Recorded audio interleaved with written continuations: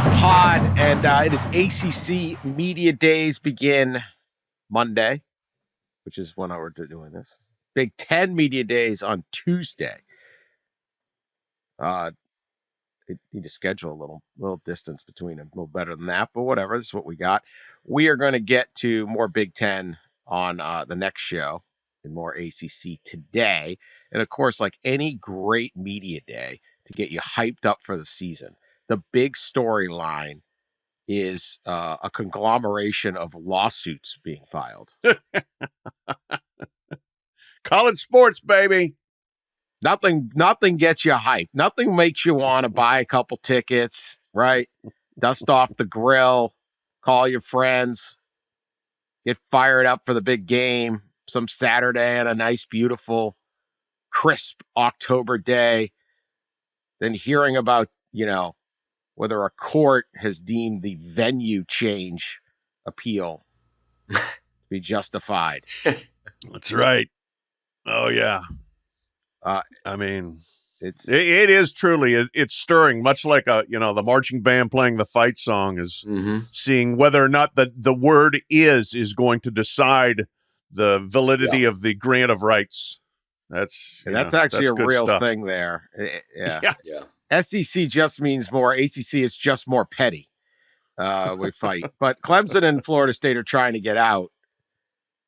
Are you capable of discussing this situation? The Clemson is, Pat, or are you not up on it?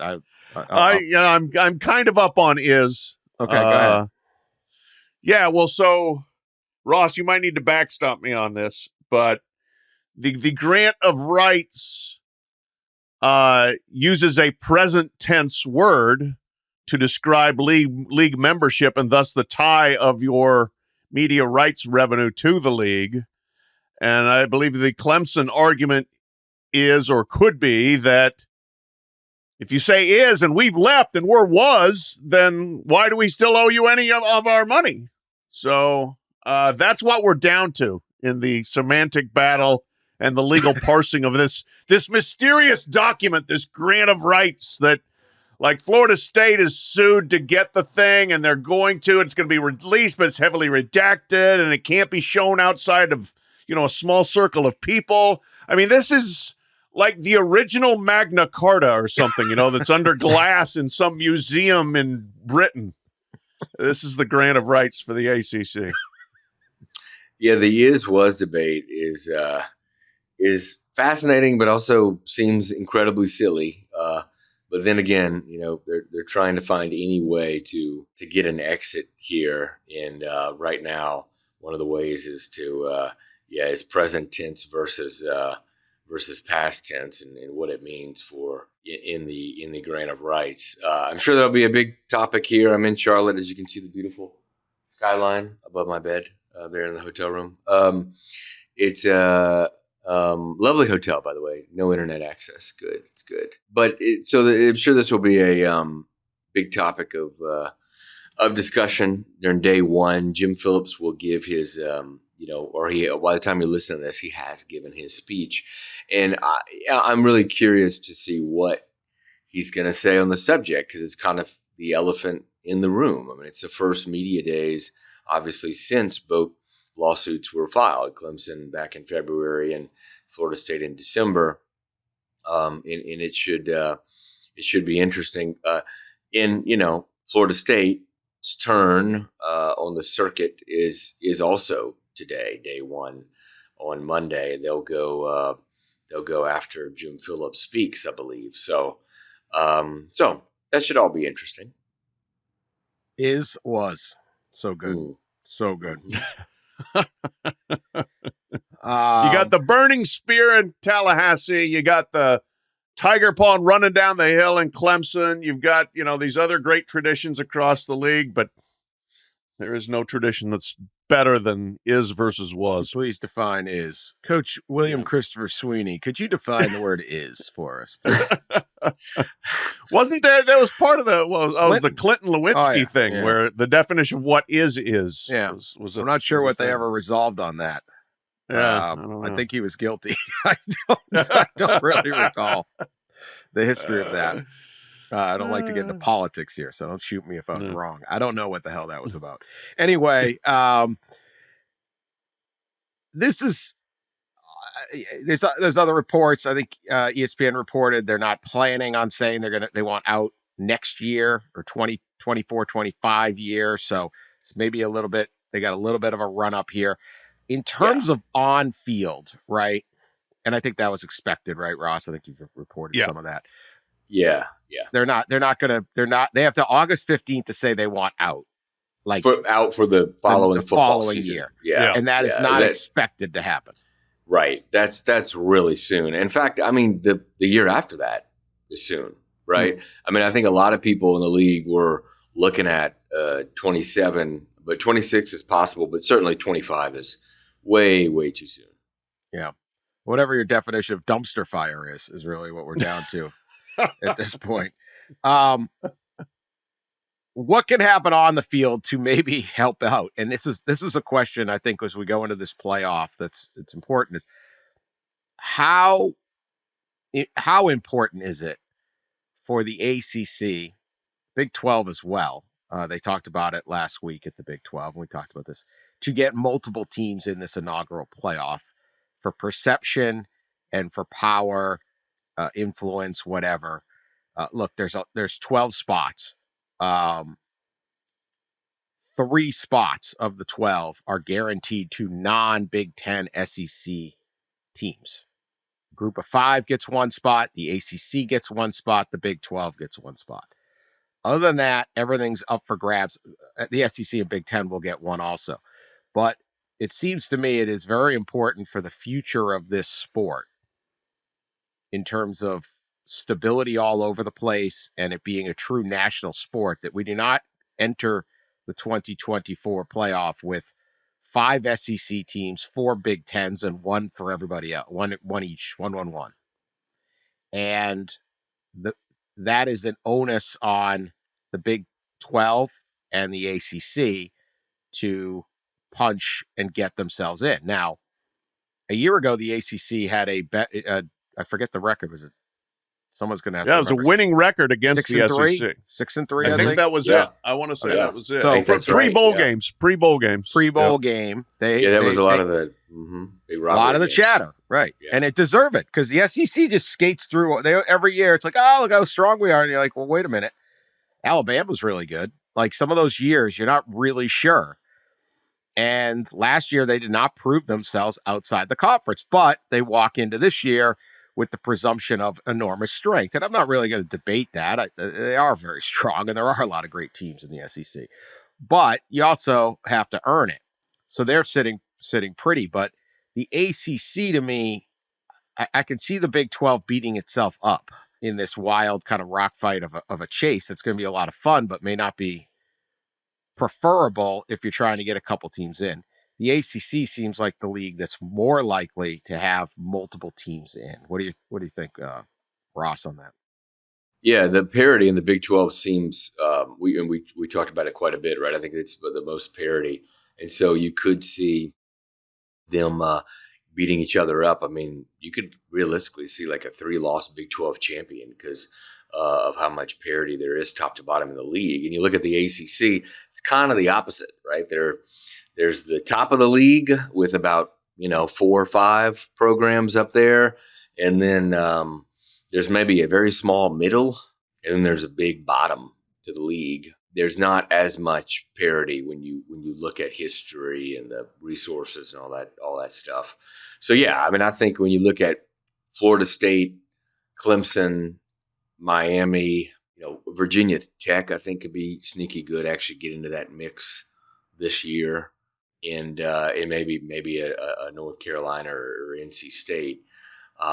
You could see two of those 6 teams maybe trying to distance themselves. But if you're in the ACC, the problem is your second best team, which might be say 10-2 or something like that at the end of the year, is going to compete in the ACC championship game, and it's going to be interesting to see how the committee handles the loser of these championship games in the Big 12 and in the ACC. The loser of the championship game in the SEC and the Big 10 is in, right? We probably pretty much know that. It's going to be the second best team there.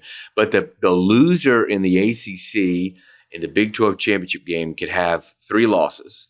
It certainly could have 2 losses.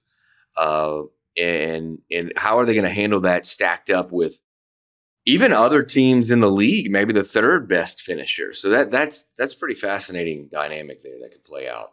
Absolutely. I think those championship games will carry a lot of payload and potential penalty, really, if you lose it, if you've had a good season. But, I think the conundrum for the ACC is your 2 best football programs are the ones that want to get out. And so, yes, you want 2 in, but what if it's 2 that have spent, the last year agitating to leave your league, and this would reinforce their point that, hey, we're carrying this league here in Florida State and in Clemson. And so there's a little bit of a double-edged sword there. I think there are other good teams. I think watch out for SMU coming sailing in.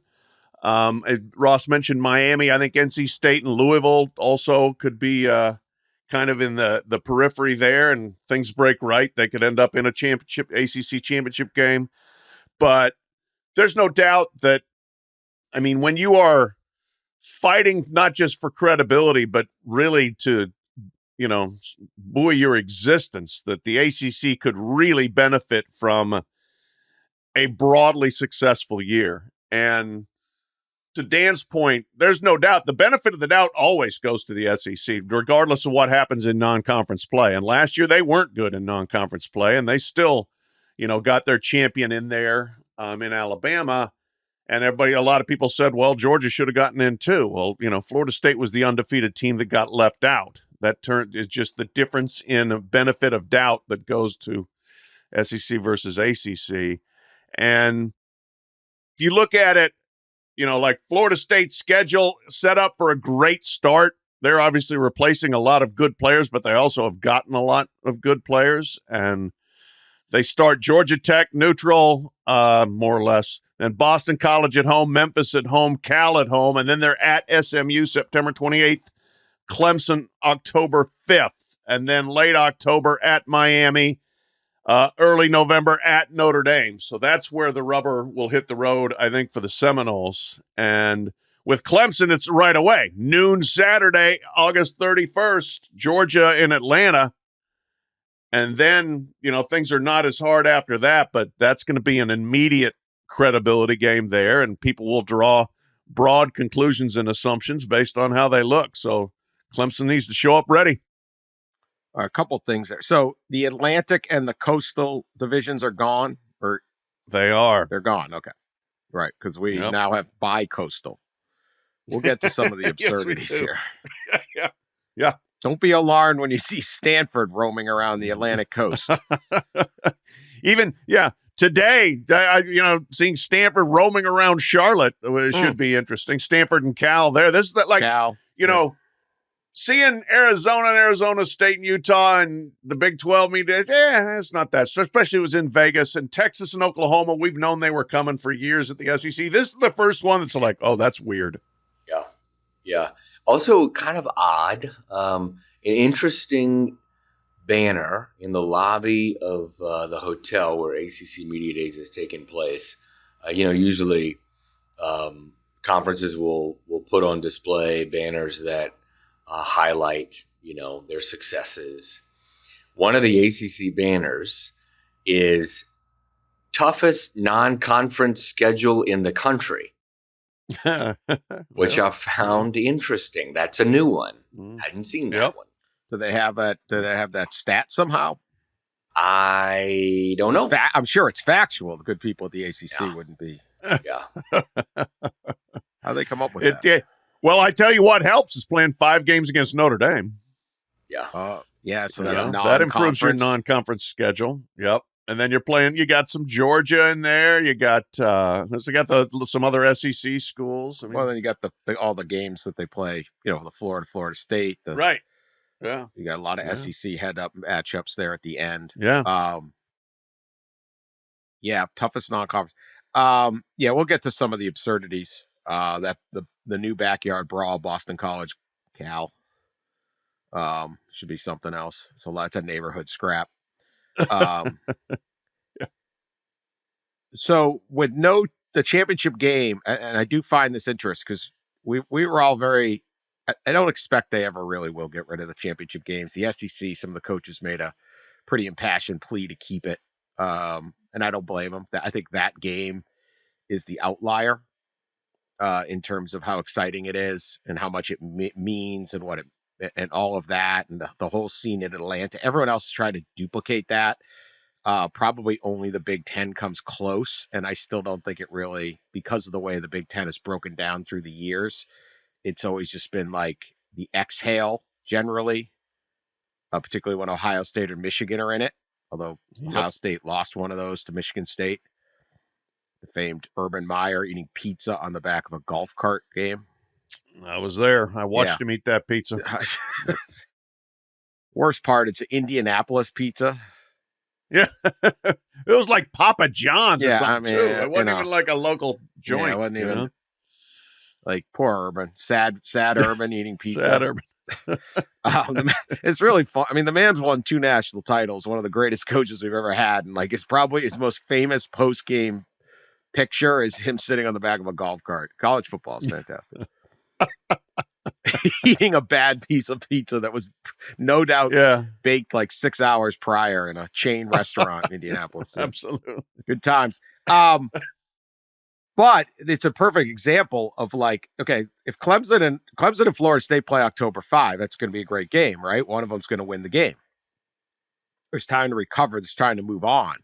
Clemson and Florida State meet again on December, whatever the date is, 5th or something like that. And one of them loses. Can you stay in that playoff? And, does this championship game situation actually hurt you? We have seen teams in the SEC and the Big Ten get in without winning their division. Alabama's done it. Ohio State's done it. And even Ohio State losing, say, to Michigan and then having that one more week of a little bit of a break. Now, granted, they have they have a very good resume, but having that week off and then it was 2 years ago, USC loses the Pac-12 championship game and Ohio State jumps in. And, and I argued at the time, just as a philosophical argument, you can't make, after 12 games, you can't make someone play a 13th game while the other one only plays 12. And so, but that's how it is. The perception's like, oh, okay, we'll move them up. You're not going to get that break.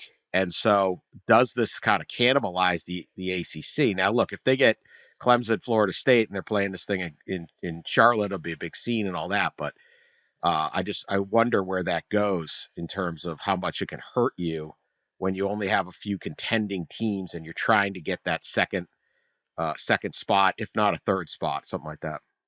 Yeah, no, I think that's a legitimate concern, and we'll have to see where the fault line kind of falls in terms of whether you're in contention or out of contention. If the loser falls out of contention, let's just game this out that. The Clemson is 8th and Florida State is 11th in the playoff rankings. And then does the loser drop out if you lose by a touchdown or whatever in the championship game? I don't know. But one thing I will say about that banner that Ross was talking about, that is early positioning. Like, hey, we play hard schedules too. It's not just the SEC that's going to play a hard schedule. So we are going to hear more politicking. It's an election year, but it's a big politics year in college football, too, because everybody's going to be politicking to get a bunch of teams into that tournament. That is interesting, Pat, because, well, going back to Dan's point about the championship game, for sure, it could be a detriment to those programs because that second best team could take it a third or fourth loss in that game, and then all of a sudden you don't get anybody other than your champion. It is an interesting point about the banner, right? Because we haven't even kicked off fall camp right, and already already we have politicking when it comes to playoff berths. For a league as established as the ACC, and this is a little absurd to come up with. I mean, they've won multiple national championships during the playoff era. They have in Clemson, Florida State, and Miami, three of the more decorated teams of this programs of this century. There's a lot of strength, a lot of good programs. Carolina, NC State, Pitt's had days. Virginia Tech's had no. Is that Clemson? Am I overstating how important that Clemson Georgia game is for this league? Maybe it shouldn't be this. I don't think it should. Again, they went 6-3 against the SEC last year, something like that.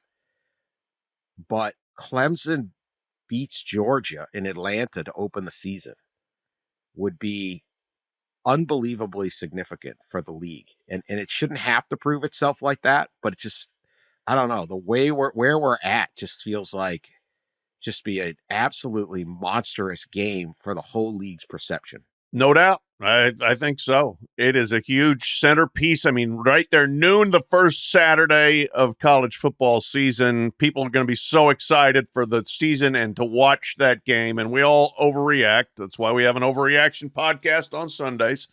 But that will be probably the biggest potential overreaction game. If Clemson loses, it's not like, oh my gosh, we're doomed. Now, if they get trucked, okay, it's not going to be good. If they lose like Oregon lost to Georgia in Mercedes-Benz a couple of years ago, that's a bad look. But if they're competitive and they lose, 21-14, figuring relatively low scoring with these two teams, I don't think it's terrible.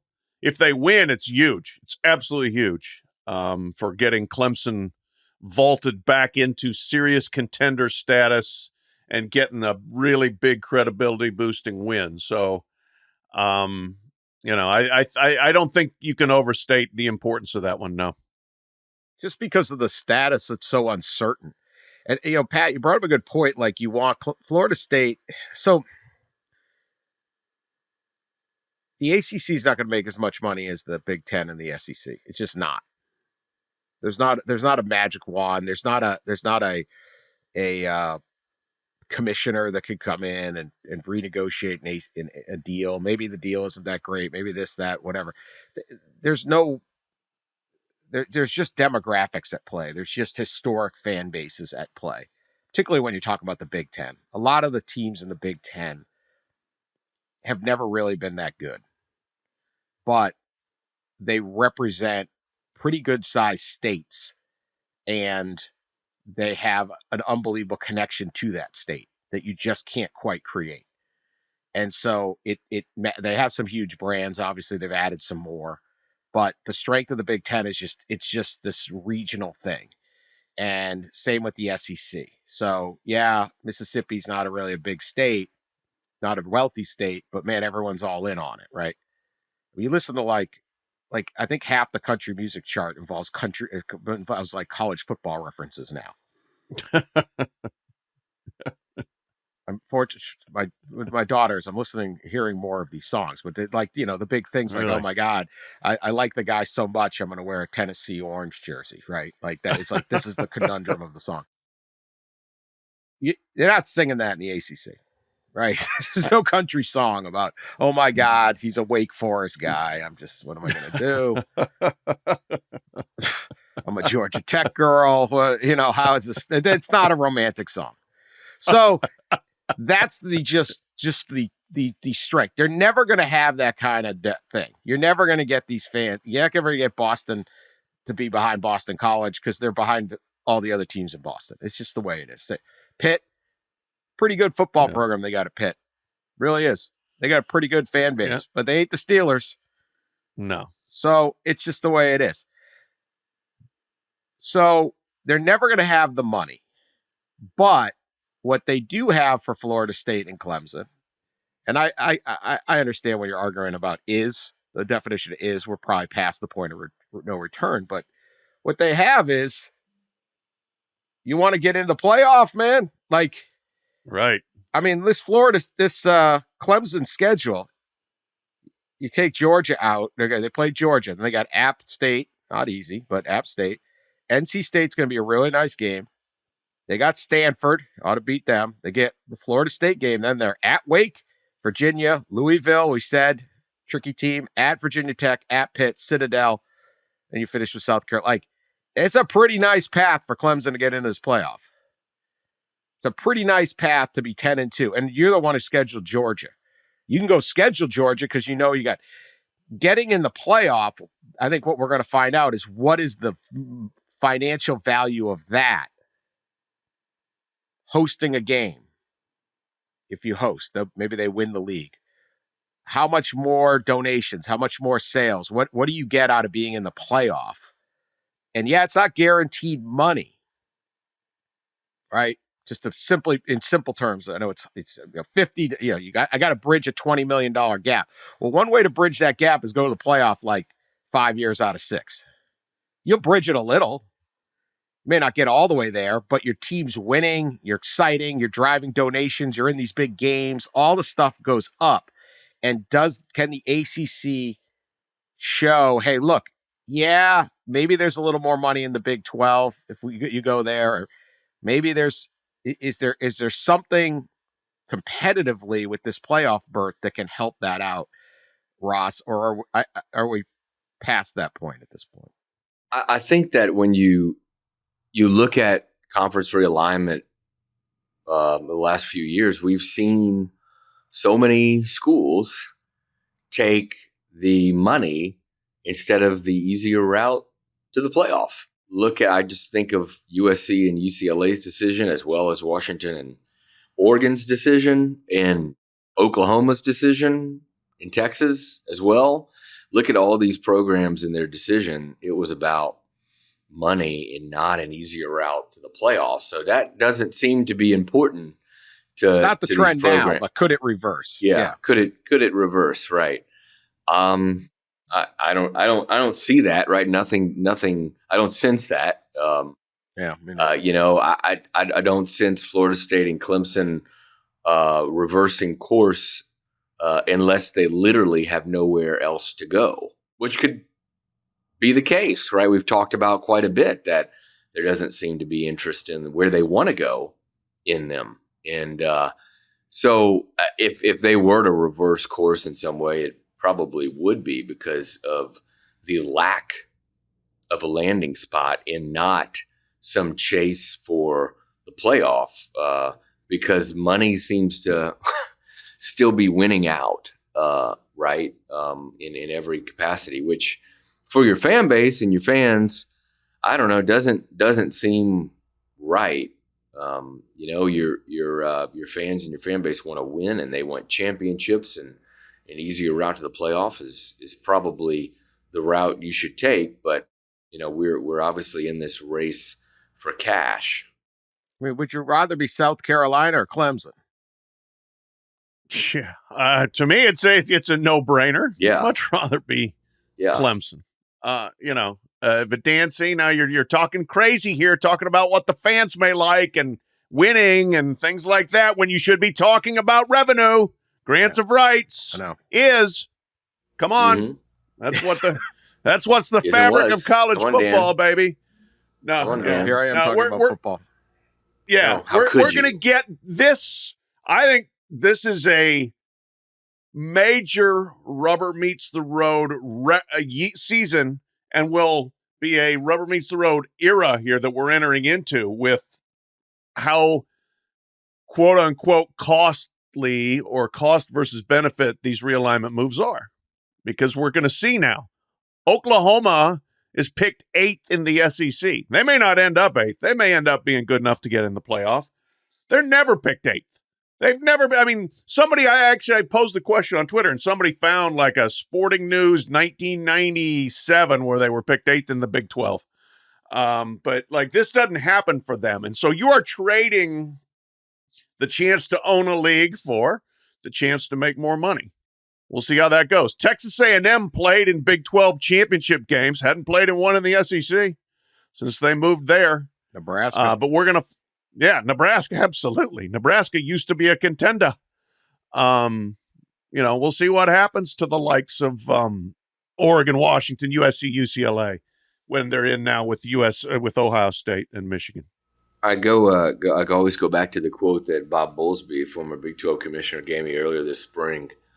The traditional winners will turn into traditional losers in their new league. And you can imagine probably who he was more pointing to, as he was the Big 12 conference commissioner for a while. But I'm sure he was probably referring to a lot of programs, some of the same ones that we're discussing. It's weird. Look, we've discussed this a lot, but it's like, as a fan, what are you looking for out of your football program? What is your athletic department looking for? Like, what does your school want out of, like, you want to win games. Yeah. And you want to have fun games. Now, I understand the schedule might get more exciting because more really good teams are coming in, but if you're losing those games, you look at the NFL, and when teams aren't winning, even the NFL, they stop coming to the games. Or the NBA, if your team's down, all of a sudden it's easy to get tickets. When they're winning, everyone's all excited. It's winning is what you want to do. And playing ACC football is pretty fun. There's enough good, exciting games, and you're in your region and all that. And I don't, one of the best things they ever did in college athletics, or the best tricks they pulled, was getting fans to pull for revenue. And I was sitting with some guys the other day. We were talking about Notre Dame and how Notre Dame's got to join the Big Ten, or the argument no one was advocating it because look, Purdue makes more money on TV and Indiana makes more money on TV, and you go, who the hell cares? Notre Dame feels like it's Notre Dame. Like, and have you ever been to Notre Dame and said, boy, if only they could get some money? This place is rich as hell. They got a golden dome. They literally have golden dome. Their buildings are made of gold. Like, if you're a fan of Notre Dame, you're not going, where's that revenue check? But somehow they've gotten I gotta get that revenue, because it's always the existential threat that's coming. You're not going to be able to compete. We're not going to be able to compete unless you do what the administrator tells you. And in the end, I don't know, man. Florida State's a good place to go play football. And they're going to have enough money for football. It's easier to raise that gap money, or enough to be competitive, than it is to go jump into a league where you all of a sudden have to, you're staring up at 9 or 10 teams that are equal to you. Yeah, no, I mean, the Florida State and Clemson both, but Florida State to me is the most interesting one because they've been on the forefront of agitating for this, and they have been able to win national championships in the ACC. And I guess you can look ahead and doom and gloom yourself into believing it's just not going to be possible again. But to your point, Dan, there's a lot of good football players around that area who like to play near home so their families can come and see them in an 86,000 seat stadium or whatever Doak Campbell is, and get all the attention, and the NFL scouts can absolutely find you. I have a hard time buying this. Now, there's been very smart people on Twitter who have assured me that Florida State has smart people who have a handshake agreement that they're going somewhere. SEC, Big Ten, it's done. It's done. It's fine. We're going to be fine. I wouldn't trust those handshakes, buddy. This is college. No. Remember the gentleman's agreement? The alliance. Yeah. It's a gentleman's agreement. Didn't need no pen to paper. Florida, if Jordan Travis doesn't get hurt last year, how do we know Florida State doesn't win the national championship last year? Yeah. Exactly. Yeah. The path was there for them, and it was a terrible break, and I feel bad for them, and I still think they probably should have gotten in over Alabama. But it's a broken leg that if that doesn't happen, you can't blame Jim Phillips and the ACC like they did. Oh, he couldn't get in because of them. That was a specious argument, I thought. Well, and how about this? If this is your team and you're in the SEC or you're in the Big Ten, which is where they want to go, and Jordan Travis breaks his leg, and you go to the SEC or Big Ten championship game, you are not winning that game. No. right? They had to go to the third string QB, I think. It was a mess. Yeah. Yes. Right. Yeah. You are Backup unlikely to QB. beat Georgia or Michigan. So Right. the dynamics change. I guess I understand Florida State's infuriation last year because it is okay. The system was broken and everyone tries to, it was a bad system. The 14 playoff was set up by people who didn't want to make a playoff. So they made a crap one. They didn't even think it through. They were dragged to that 14 playoff. And everyone said, how are you going to do this? There's 5 conferences and 4 spots. Like, raise your hand. First question. Oh, it'll work out. Well, it didn't work out. Right. But that isn't the case now. You're in. And one of the things I always argued on a big playoff with automatic bids is, could it provide that stability? I get they want out, and I get they're angry, and there's all this bitterness, and like there's lawsuits, and lawyers are arguing and it's going on. But I still think this league provides a tremendous opportunity and platform for these schools. You can be absolutely competitive. The strength of Florida State is not because of their conference. It's because of Florida State. We've all been there. It's terrific. Yeah. Right. I mean, and like academically, the school's improving every year. Like, it's a great place to go to college, and it's a great place to play football. Clemson. So you can't tell me anywhere else is better than those places. Miami, Florida, it's a different football environment because, they're on campus, but the school's incredible. You're in Miami. Like, that's always been the appeal. Sure. It's not, well, wait a minute. Do we have enough money? Like, again, you've been to Miami's campus? Good Lord. It's beautiful. They put up a new dorm. Everything's going up. They got to deal with they have a deal with the hospital. I don't know that all this just anger. Oh my God, this is terrible. And I don't know that I think you got a great situation right here. And I think this season in the ACC should be really exciting. At least those 3 teams, because I think Miami's going to be really interesting. No, Miami's in a big prove-it year for Mario Cristobal, I believe. I mean, they've lined it up again. I mean, they have recruited extremely well. They've hit the transfer portal well.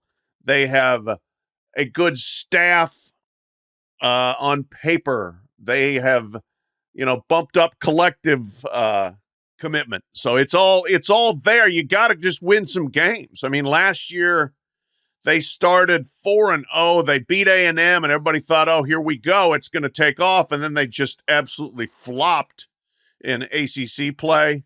They lost by 3 to Georgia Tech. They lost by 10 to North Carolina. They come back. They beat Clemson, but then they lose to NC State. They lose to Florida State by 7. You lose to Louisville by 7.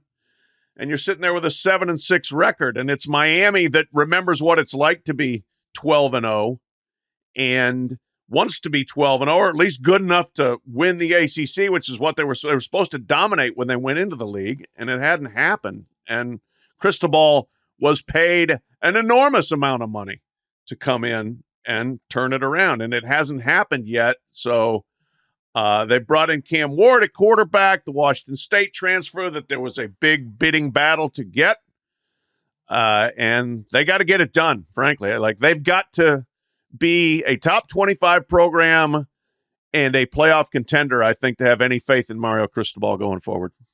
So I may be the last or the only big, like, I'm a believer in Mario Cristobal, and I understand, take a knee, please. You see, EA Sports says you can take a knee, I guess, in the game. And really, someone had said that, and then Georgia Tech football put out, please no. Like, it doesn't, they didn't want that. That was good trolling. I just look at what he did at Oregon. They had a lot of work to do, and by his 3rd recruiting class, his 2nd season, they had less work to do than Miami, maybe. But he comes in 9-4. But that 2nd year, they're 12-2. They go to Ohio State and win. Like, he is recruiting at a level and has stacked these classes up and then filled with the portal. And again, Miami, fantastic place for portal, right? Yeah. Yes. They got money. It's, again, incredible school academically, the grad programs, things like that. And, you're sitting to Cam Ward. He's sitting up in Pullman. Hey, man, come on, come on down to Miami. 1 year, we got you. Like it's set up, and I think he recruits to such a level. And Dan Lanning comes in, and Mario Cristobal is not leaving Oregon, except he wanted to go back to his hometown. I think he's from Miami. He's from South Florida, right? All that. I mean, he's at FIU, all that. South Florida guy. And that's what pulled him back. But I think his recruiting has been so strong and they've got such depth of talent, they should be very good this year. Last year was not acceptable, but I do see this as a 10-win team. I don't think the schedule's outlandish. They got Florida in that first game, which we've talked about from the Florida perspective, from both sides, as just a massive ladder game, referendum game that first week. And that's what in-state rivalry should be. But then, Florida A&M, Ball State at South Florida, Virginia Tech at home, at Cal, big conference game. At Louisville will be tricky. Florida State, it's going to be a huge game. Duke's interesting. I don't know what to make of Duke this year. Could be good. At Georgia Tech, Wake, at Syracuse. There's a nice season there to be set up for the Hurricanes. And I think Mario Cristobal is still on the right track. And I may be proven, oh boy, is this going to be humiliating because we'll see. But the structural stuff that's set up at Miami is set up to compete at the highest level. I don't know whether they can win a national title, not maybe this present team, but they can absolutely be like a Final Four kind of team or something like that. I don't know. Like, there's nothing at Miami holding it back. The recruits seem to not be worried about. I mean, the only downside to Miami is the stadium situation, right? Yeah. But even that's overcomable. I don't think that's a right. major issue. The South Beach situation often overwhelms the. Yeah, I don't get to run out to pulsating 80,000 everything. Yes, and then they don't get to go to the clubs. That's right. You want to compare that to Starkville? Go ahead. Yeah, it's a little different. So there's pluses and minuses to Coral Gables. Yes, and I do think your point that it's a great portal place because A, they do have money, but B, like, how many kids from South Florida are like, oh, I'm going to go away for college? And you may go away and like, I don't like it. I'm going to go back home. Well, if home's Miami and the U is rolling, then it's a great place to go back to. It's the schedule geographically in recruiting, and this would be Portal N. It is the most. You could argue USC also but there is nothing within I believe it's. I don't know, is it 5 hours to Orlando now? It used to be 5 to Florida. I guess UCF is now maybe it's 4 to Orlando. I've made that drive before. I don't know. But there, you can draw a circle around all the talent in South Florida, and you can't play at home, close to home, within 4 hours at least. And that's UCF. And yes, they're in the Big 12, but I don't think, that's different. Basically, you got to go to Florida, which I think is 5 hours. If you're a kid in Atlanta, you drive a 5-hour circle around your house. You can go to like 40 programs, or 10, right?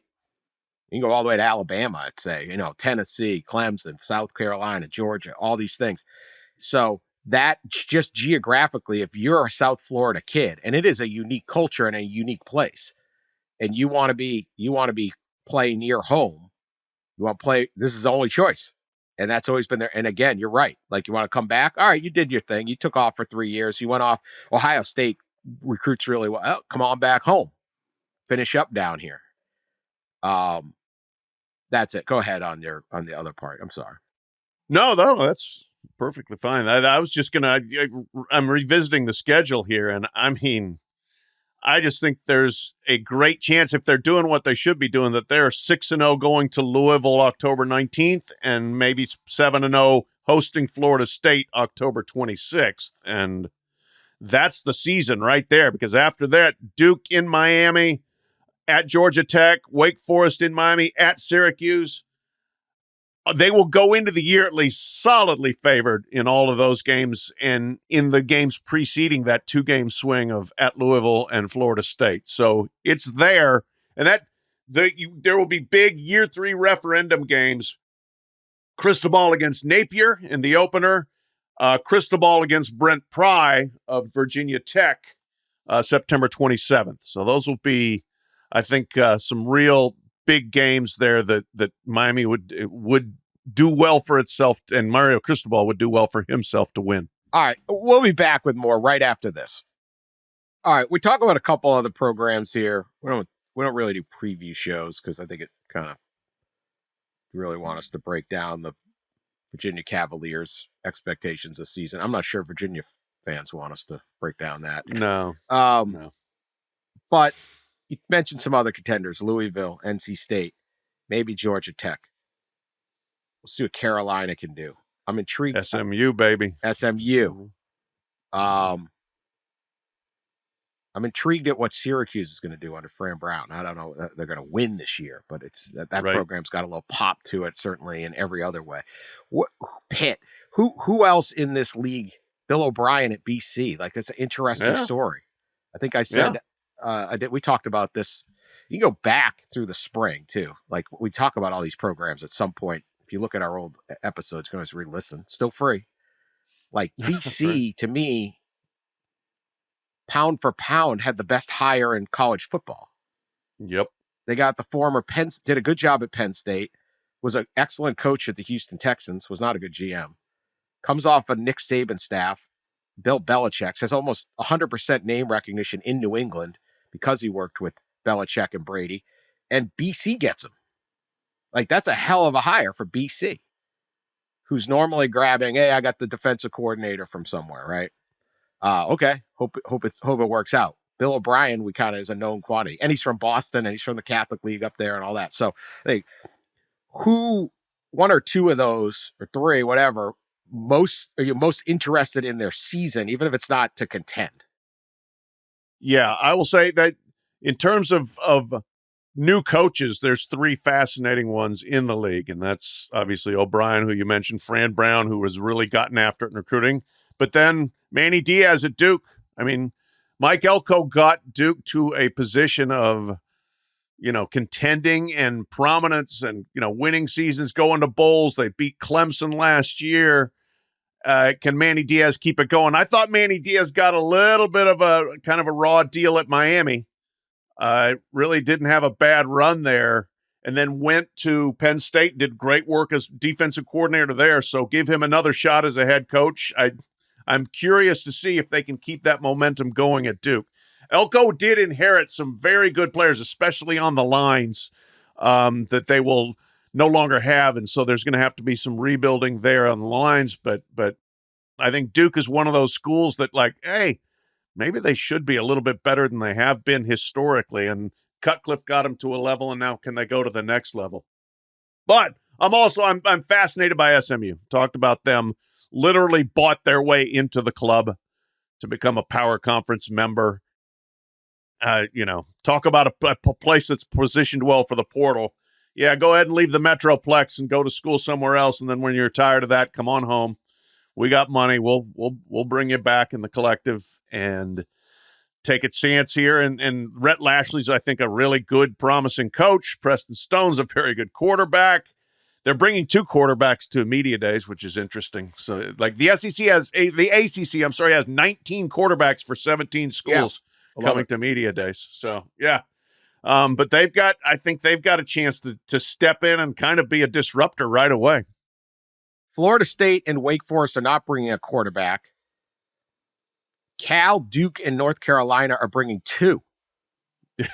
The QB competition. Like that, 2 quarterbacks. It's fantastic.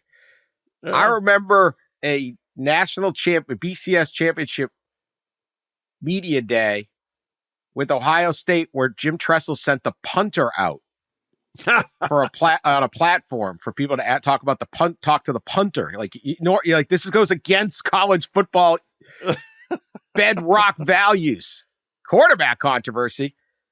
Cal, Duke, and Carolina are like, we'll take any attention we can get at this point. Please ask have them fight. Have them trash talk each other. Go for it. I don't know. 19 QBs. And hey, maybe this helps us further keep the backup in the fold in terms of I don't want to transfer. Well, yeah, there's they're that trying too, to take right? care of me. Yeah, Can't leave because we believe in you. Yeah, you have to have So even right now, we'll see how camp goes. Mhm. Hey, Virginia Tech could have a good season. There's a lot of it's going to be a really interesting league for who's going to try to jump up into that. I think everyone kind of looks at the top three, but who jumps in on that? And you mentioned Louisville and some of these. I think it's going to be a very, very interesting season. By the way, Ross had to go work. He had to go do something. So that's why you're not hearing Ross. Meeting very important people in hotel coffee shops. Coffee with somebody important. We hope. Mm-hmm. I don't know who could be more important than us, Pat. Nobody. I don't. You kidding me? I mean, probably Dabo sitting down with him, maybe. But, really? I mean, kind of hurts. I would rather have coffee. I would rather have coffee with us than coffee with Dabo. Yeah, you go. I got coffee right here.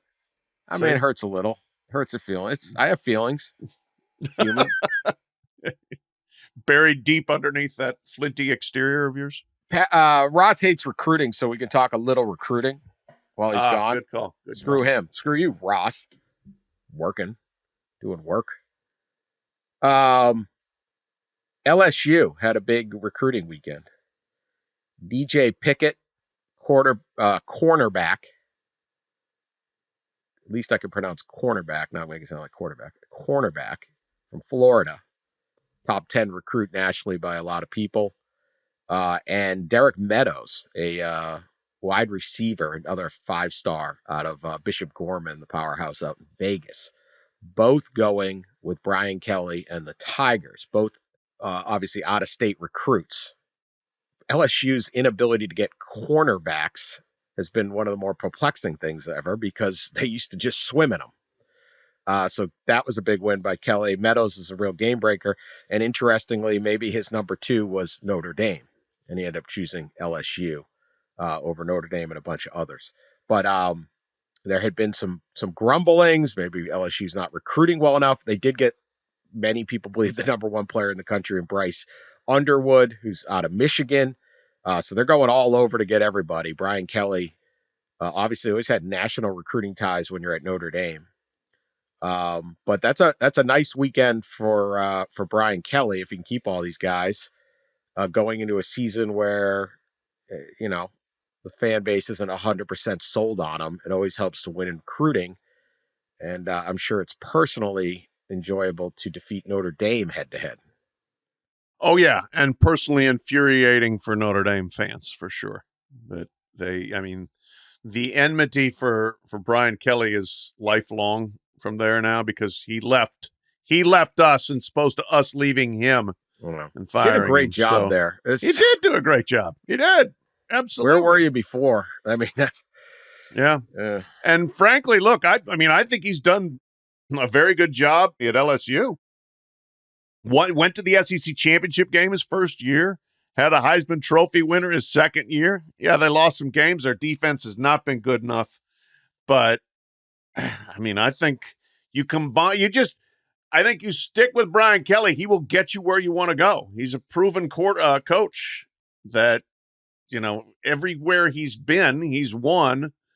And he's going to do it there too. And if maybe you're not quite totally dominating the state of Louisiana yet, but you go get a receiver from Las Vegas, you get a corner from Florida. Yeah, you're doing just fine. From Michigan. It'll work. Yeah, he's got a edge rusher from Indianapolis. They're all over. I don't know what it is in state. They haven't quite wrapped that up yet, but maybe they get there. I think it's tough for Notre Dame with Derek Meadows.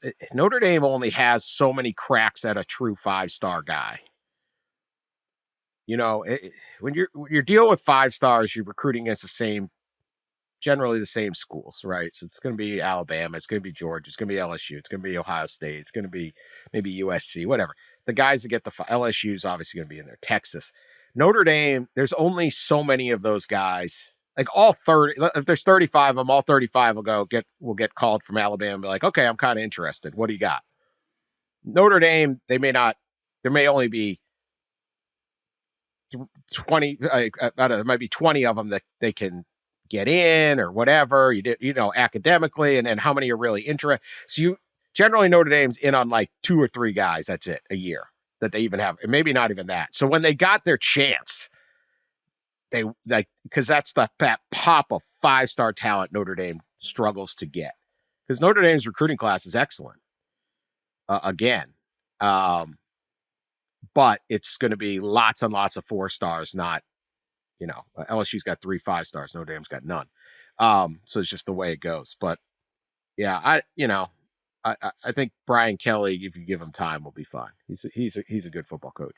I get why Notre Dame fans got tired of him, but he also did an awful lot to build the stability of that program. He did, and this feels to me the Brian Kelly versus Notre Dame afterlife thing, where there's going to not be a clear cut, oh, well, we are much better without him, or he's much better without us.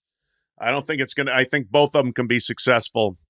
And you're not going to get to the point where, well, see, Brian Kelly became a failure because he left, or Notre Dame was left in ashes because he left. I just don't think either way that's going to work out. Fat Bear Week comes in the fall.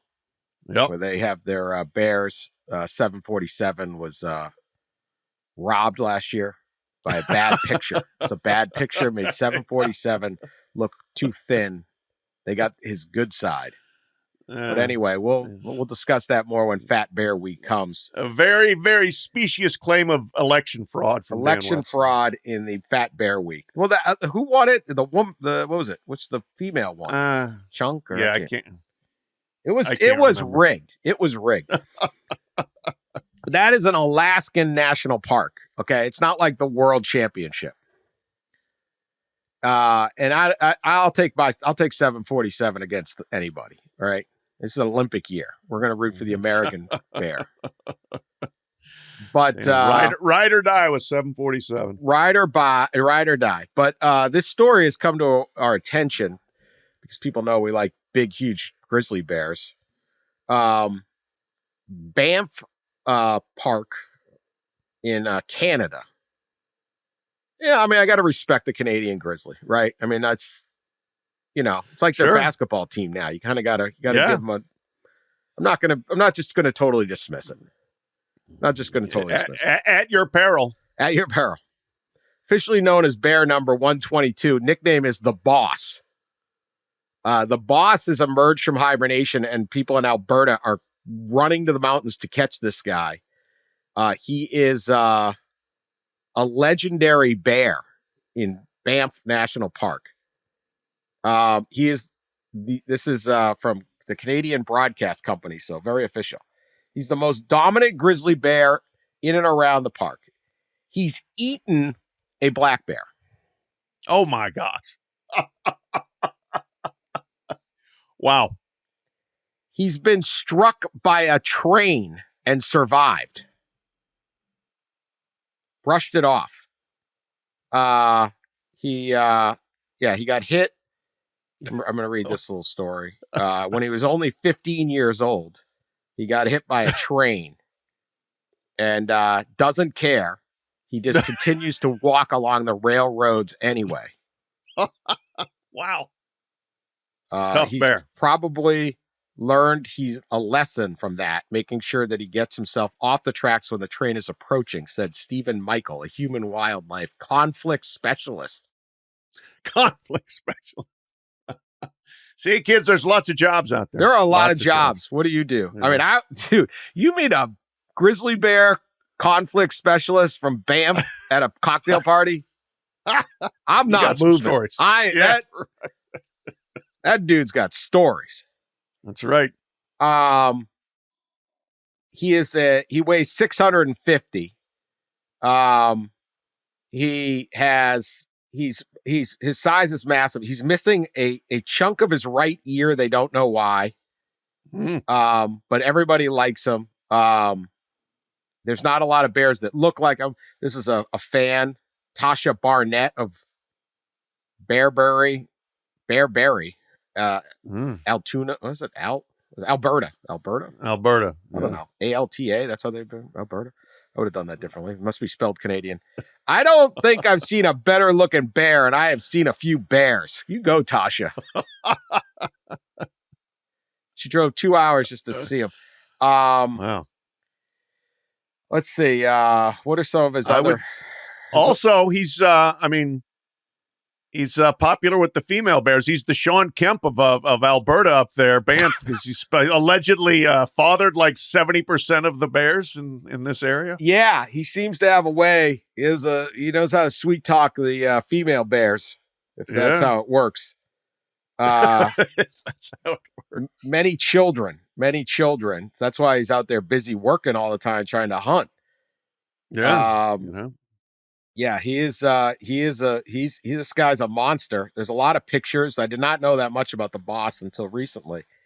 But everyone's getting fired up to go see him. If you live in Alberta, you can go up there and check him out. But he beats the hell out of the other bears.